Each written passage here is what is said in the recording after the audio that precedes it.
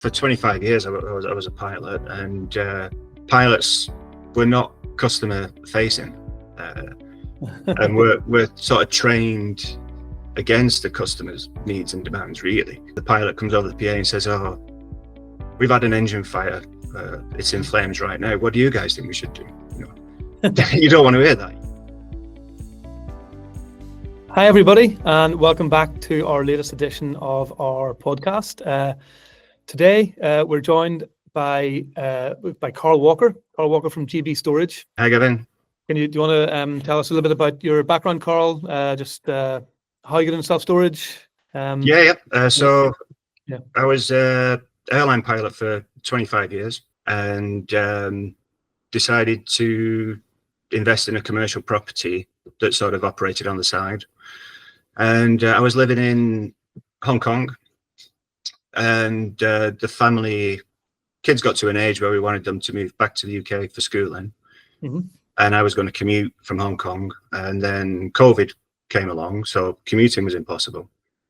And I was struggling with the physical strain of flying long haul through the night. So COVID sort of gave me a push instead of taking the leap that I'd always said I would. And that made me sort of focus on my commercial property.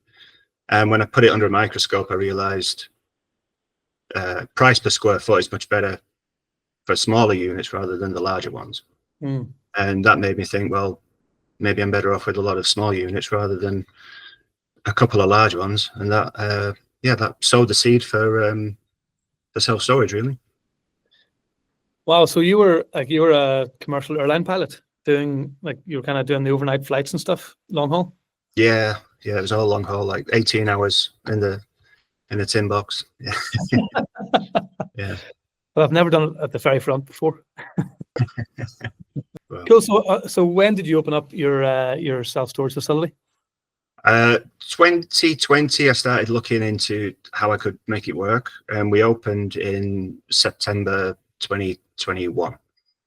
Okay. So just had our 3-year anniversary, and it was all brand new to me. I'd never used a storage company before. I'd never had a business even before. So absolutely everything was new.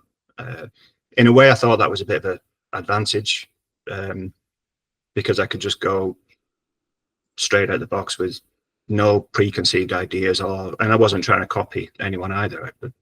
I had no experience, so just a question of make the facility the way I wanted it to run, and that was it. Just going through different manufacturers, builders, had a look around at a lot of storage firms. They were all pretty much the same. Even I saw some in Hong Kong before I left, operated almost the same way as they did in the UK.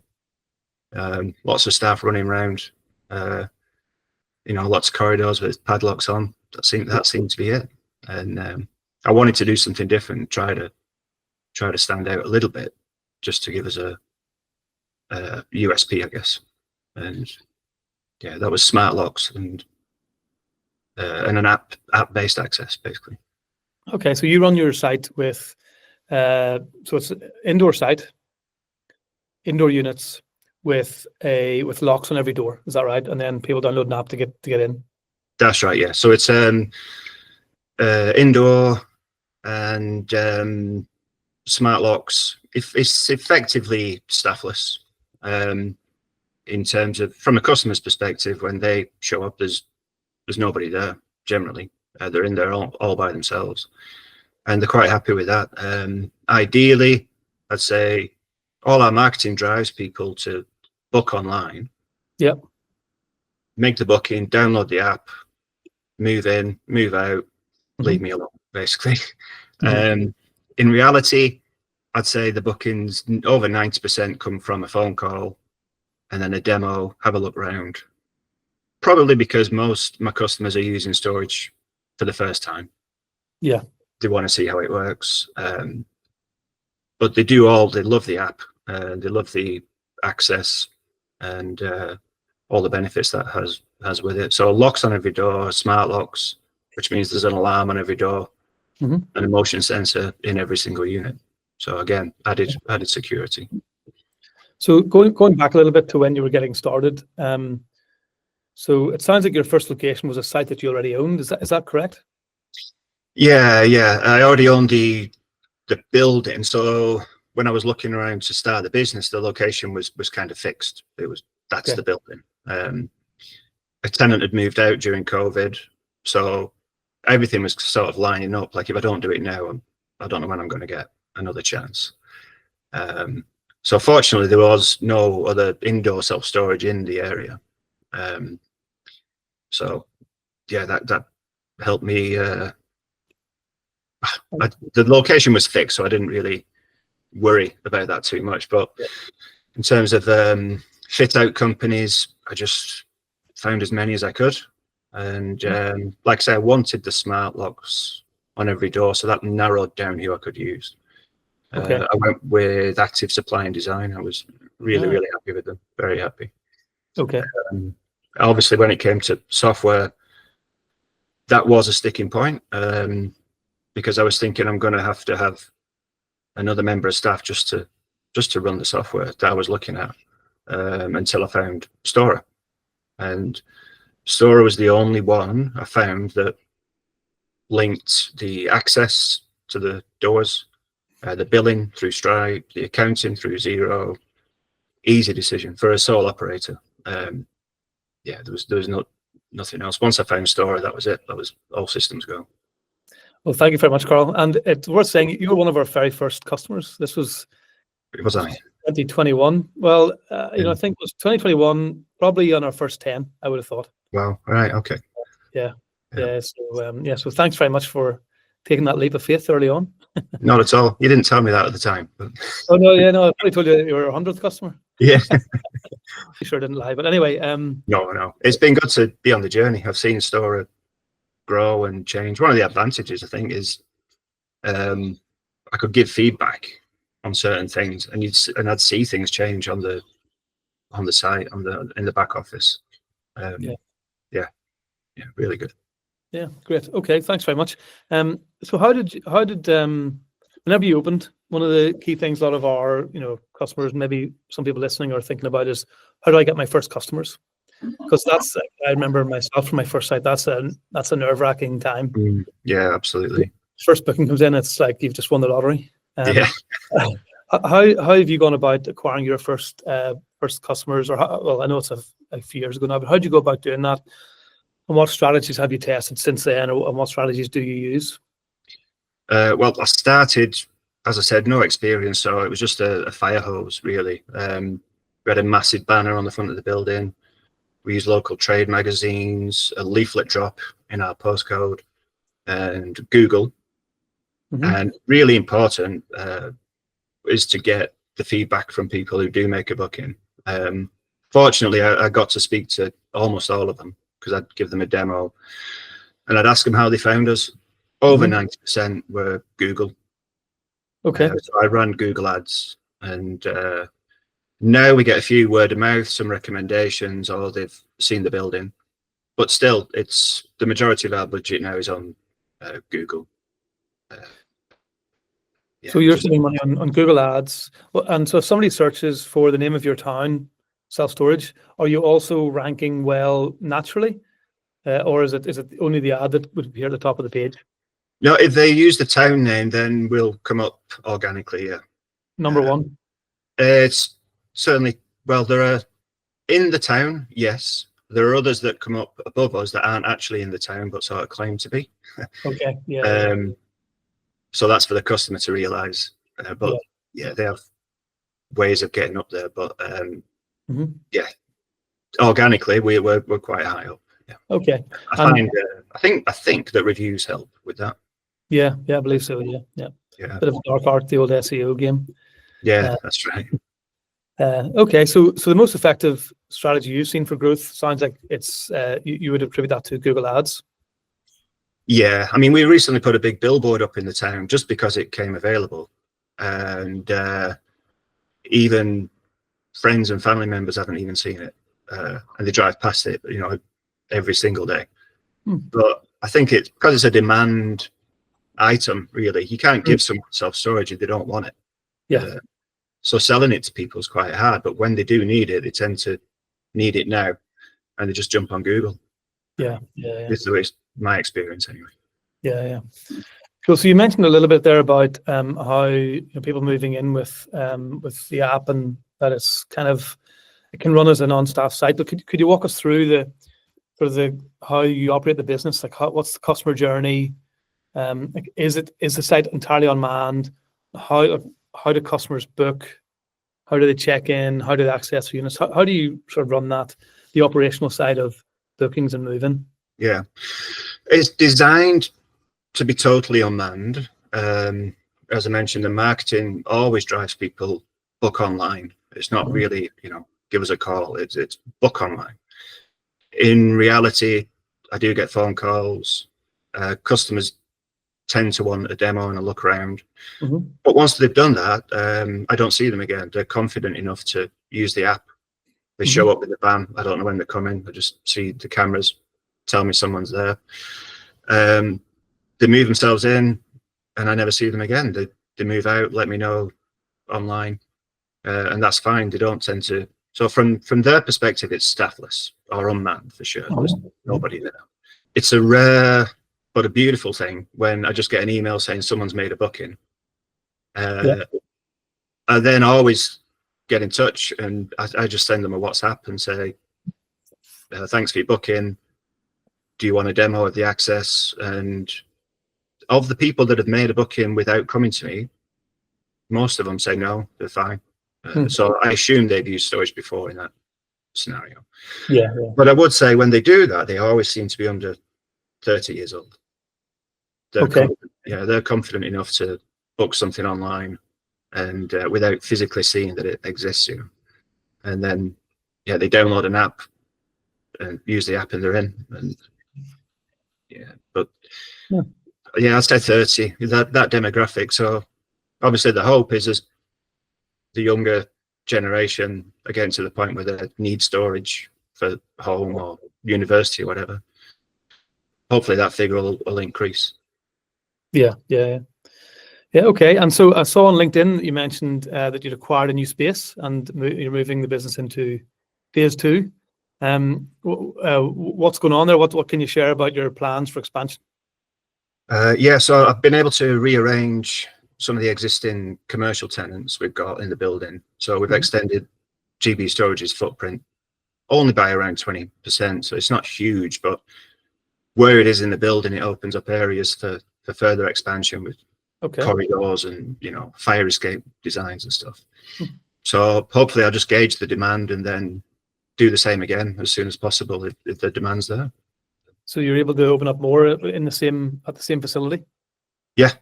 We'll be taking about 20% of the facility after phase 2. So there's much more scope. Yeah. How many? What size is the current facility with that additional 20%? It'd be about 6,000 square foot. Okay. So, and how many units do you have in there? With phase 2 complete, it'll be 88 units. Okay. All right. Brilliant. And where do you see kind of the business in the next 5 to 10 years? What's the ultimate goal for you with the company? When I originally started, I thought, I'm going to buy more staffless facilities just anywhere in the UK that I can find a site. The reality, I visit my site almost daily. So I'd say my goal really is to expand the existing facility, which is 20,000 square foot. And our town has 20,000 people. So, by the numbers, it's a good site for the town. So expand that as and when I get the chance. And ultimately, I think I'd like to get to a point where I could hire a multi-site manager who can help out so I can relax a bit more. I do get a bit nervous when I leave town, just because that's when things go wrong, isn't it? As soon as I leave the area, I need to be there. So I've got friends and family who sort of help out if things need doing. But that'd be the ultimate goal, would be to run it with a sort of part-time manager. Yeah. Okay. So you've got the opportunity there to go to 20,000 square feet, which is probably about 15,000 in net lettable, population 20,000. At that size, you've a you have a decent amount of revenue flowing in them, and you've got that kind of 80% occupancy. Exactly. So you have a big business to build there on your existing site. Do you see yourself ever having an additional location, or really just focus on the location you have? I think the first is focus on what we've got, and I don't know how long that would take to expand. But once that's done, as you said, I think the revenue that should generate should be enough for either I choose to do something else or expand with different locations. Because I don't know how old I'll be by the time that that comes around. But yeah, for now, all my focus is on the current site. Okay. And what about your background as a pilot? Because I imagine that there's certain ways of working when you train as a pilot. Has that influenced the way you've run the business, do you think? Any principles or routines you've kind of carried over from that career? I never knew anything else really. So for 25 years, I was a pilot, and pilots were not customer facing, and we're sort of trained against the customer's needs and demands. Really, it's known as commercial pressure that we don't succumb to it, and as we should be. I mean, for example, if you're on a plane and the pilot comes over the PA and says, "Oh, we've had an engine fire. It's in flames right now. What do you guys think we should do?" You don't want to hear that. You want to trust the pilots to be trained professionals, and they're going to take charge and do what's right. And so I kind of have the same approach with people now, but I think they like it. People like to trust a professional. So if someone's showing up for self-storage for the first time, they want help and guidance for their storage needs. They don't really know what they need or what they want. So it's second nature for me to tell customers what they need, rather than just let them dither around and show them, 20 different units. Show them the one that I say is, this is the one you need. This is how you book it. I'll, download the app and away you go. But I think they like that, to be honest. I think they find it helpful. Yeah, I suppose, especially if you're kind of new to self-storage, you want somebody to sort of show you what to do, don't you? Yeah, exactly. Yeah. I can see how that approach works. Yeah. Just talking about engine fire at 35,000 feet, have you any interesting stories from your time as a pilot that you can share? Or what do they say? There are old pilots and there are bold pilots, but there are no old, bold pilots. So because I did it for 25 years, I'd say, no, I don't really have that many. And I'm glad to say that. I had a long, boring career, and that's just how you want it to be. We did have a rapid depressurization once over the Pacific, and pushed us down, causing a diversion over the Rockies into, I think we ended up in Anchorage. And so we were going from Hong Kong to LA. So a lot of the passengers, so we had the rubber mask drop in the back, and there were a lot of non-English speaking passengers on board that had no idea what was going on. So they thought we'd landed in LA at 30 degrees, and we were actually in Anchorage and it was about -10. So they were getting off in their flip-flops and shorts, not really knowing what was going on. But yeah, that was probably the most interesting scenario in terms of emergency wise. Yeah, it was a full-scale emergency. I was coming in land at I think it was Edinburgh a few months ago, and the pilot had to abandon the landing, and the pilot came on and he said, "This is a career first for me. There was a swan on the runway." Oh, okay. And so we had to loop round while they tried to get the swan. Was it a swan or a goose? I think it was a swan. And trying to remove the swan. So anyway, even after 20 years, you can have something like that happen. Absolutely, yeah. I mean, yeah, they've taken engines out before now if they get into the engine. So so okay, cool. So if you could go back to when you started in self-storage and give yourself some advice, what would it be? Or just do things exactly the way you did them? Or would there be any advice you would have for anyone listening who's thinking about getting into self-storage, what they should think about at the start that maybe you didn't? I think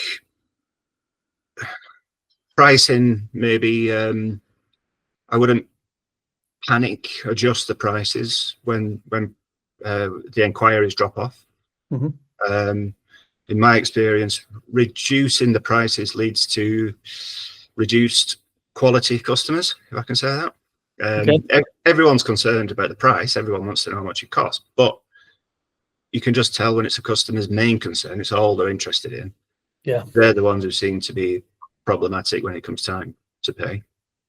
Right. And I think you get what you pay for. So if you built a modern facility, we have it's very modern. There's quick convenience. We're street level. And that's what we offer. It's got high security, app-based access, 7 days a week. If you want that, we can offer it, but it's not going to be for the same price of a shipping container that's off the beaten track in a dark, muddy yard. So I'd say just hold your position and wait for the right kind of customers to come along. Yeah, that's really good advice, which I think applies to any business, like all businesses. You can apply it to all business. Really, you want customers who want to pay you for what you provide. They want something cheap and cheerful. Maybe you're providing something cheap and cheerful. In that case, price for cheap and cheerful. Yeah. But it's about knowing who your customer is and targeting them. So that's very good advice. Okay, well, Karl, thanks so much. That's been really interesting. Great story to go from being a pilot to opening up a self-storage business. I think I've heard of a couple of pilots in the years have been in touch with us about moving into self-storage. So but you're the only one I know who's actually done it. So congratulations, and I'm glad it's going so well. And thanks for also, as I said earlier, being an early customer of Stora. We really appreciate it. And thanks for joining. No problem. Thanks, Gary. Thanks, Karl. See you later. Thank you. Bye. At Stora, our mission is to help our customers build the best self-storage businesses. Self-Storage Explained is here to try and bring you the best from inside and outside the industry to help you grow your business. If you want to find out a bit more resources, go to stora.co to sign up for a demo or find out more, or you can go to stora.co/academy for lots more resources, including our financial model and other in-depth guides to setting up and growing your business.